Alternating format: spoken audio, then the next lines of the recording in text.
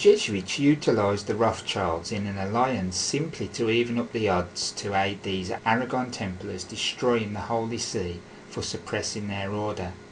The Aragon Templars had always desired to destroy the Holy See at this point in time, as we see gradually today. The fact that these most wicked soldiers were suppressed in 1773 didn't go down too well at all. The Jesuits had a large amount of wealth from their South American reductions left which needed guarding and protecting, and this was the role of the Rothschild slaves under the Pavlicini family, who you'll notice have a base in Lazio, Italy, the old home of the Counter-Reformation war rooms at Villa Farnese, the origins of the Pentagon today. You'll note that the Rothschild are the guardians of the Vatican Treasury. Abraham Lincoln was executed on the orders of the Union Générale through their chain of command based at New Jerusalem, starting with the powerful, the worshipful company of Mercers. You should note that one of the signers of Lincoln's death warrant was Mercer, Sir Roundell Palmer, who was also a member of the Privy Council and the powerful Lord High Chancellor, like what Bilderberg Kenneth Clarke is today. Lincoln's executors would have used symmetric encryption known as the Playfair cipher to aid the secrecy of the attack, but still allow communication in the planning and execution of the big event. Let's not forget that John Wilkes Booth is the ancestor of the Roman Catholic Sherry Blair, who seems very cosy with Stuart Popham of the Royal Institute of International Affairs, aka Chatham House. Popham controls the City UK, which runs the World Trade Organisation. Let's just say the British Invisible, shall we?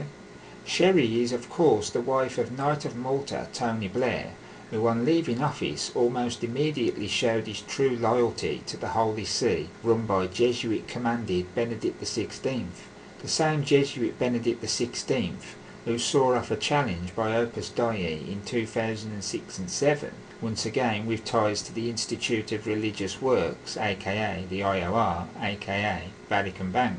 The reason for neutralising Lincoln was to make sure that the United States of America and its 48 states of the Union could not be brought back alive, and thus the continuation of the 1861 corporate United States would occur.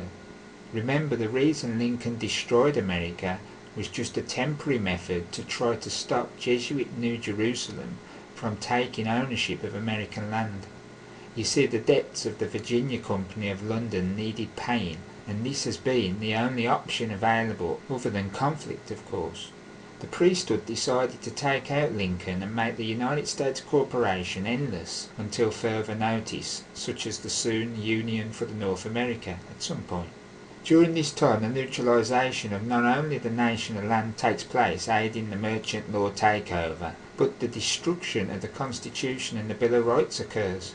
With the populace being of far greater intelligence than today, the populace has not been made aware of this fact, even though it stares them in the face daily. Shortly it will be announced, as we see the slow conditioning of this going on right now.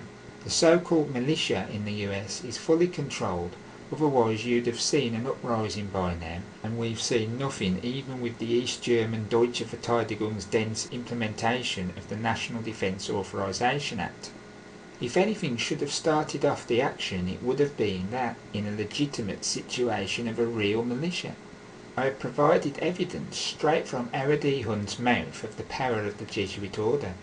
Listen to Hunt tell you that the Jesuits are the greatest intelligence agency on earth, all from Howard's own mouth, so no one can argue with that.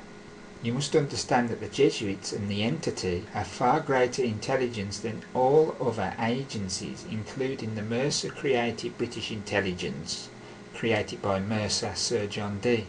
I believe the entity is currently controlled by the Papal Nuncio Pedro Quintana.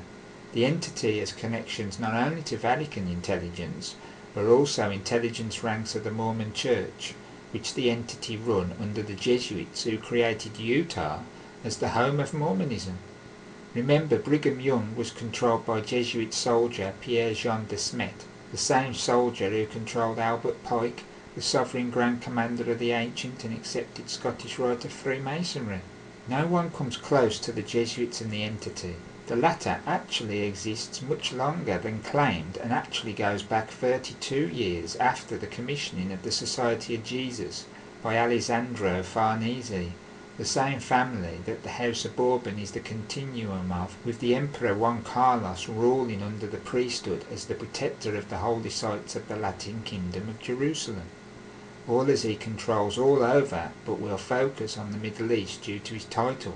He rules all the Middle East and its trade, which the latter is dominated by the Middle East Association run by Charles Hollis, and obviously well connected to the City UK. The Jesuits subordinated the Knights of Malta in 1798 in revenge for their removal from Malta in 1768, I believe it was. The Jesuits never forgive or forget, and this is why they are the most powerful force on the planet and also the most failed. You have those who argue the Catholic Church is dying and getting hammered. I argue this is merely a nice veil, and the Jesuits aren't interested in the Church regardless of what some may think. They too crave its destruction to aid the veil. A new religion has to be formed based on a pagan, scientific mindset, also known as the Luciferian doctrine, as highlighted in Morals and Dogma, connected with the Scottish Rite. Remembering these Aragon Templars created the Scottish Rite in Paris, France. Why? To aid in the absorption of Scottish Templarism tied to the Sinclair family, a family and others seen as non-legit Templars by the Aragon Templars. Why? They were not accepted by the papacy to survive, unlike the few which were allowed by the Pope to enter the Kingdom of Aragon and who became known as the Order of the Calatrava. They later were connected with the Order of the Montesa, and then eventually the Los Alumbrados, and of course the Society of Jesus. They only chose that name in order to make the Church bow when speaking of its name. If you want to do some research on another family, then look into the Natino family, whose Bank Finat, F-I-N-N-A-T, is based at the Piazza del Gesù, the home of the Chiesa del Gesù, the main church of the Jesuit order. You'll also find some other interesting orders located in that region, as we've exposed in the past, including the powerful Abbess General Madre Tecla Famiglietti, the feminine somewhat equivalent of Adolfo Nicholas S.J., but with a more visible relationship to the Pope. Interesting to note, she had a connection with the Opus Dei challenge, or it may have been one of her schemes to just get the intelligence on the plot to hand to the Jesuits to destroy it. If I were amongst this crowd, I'd not trust anyone, because they are the most wicked and vicious, devious filth around who'll stab you in the back for losing an eyelash. Just look throughout history at all the infighting. Much of that was stopped due to the loss of family lines quickly, but it still occurs to this day, especially those who hate the Jesuits, and there's many.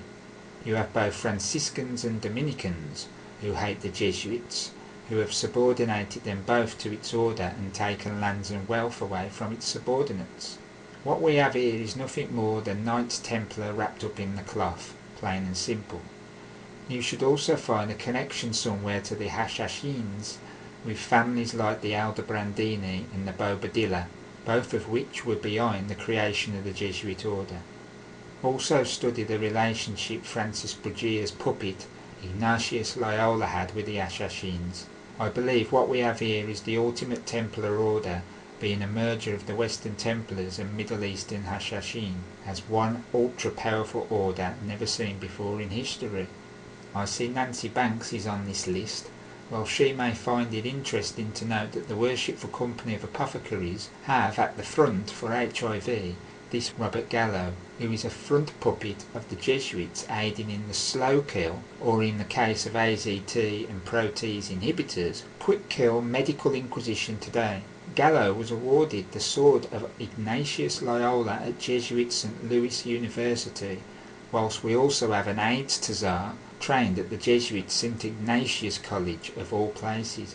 What the Worshipful Company of Apothecaries has done is created a non-existent virus in the mindset and brainwashed the populace, utilising the Worshipful Company of Fuelers and its controls over the media system.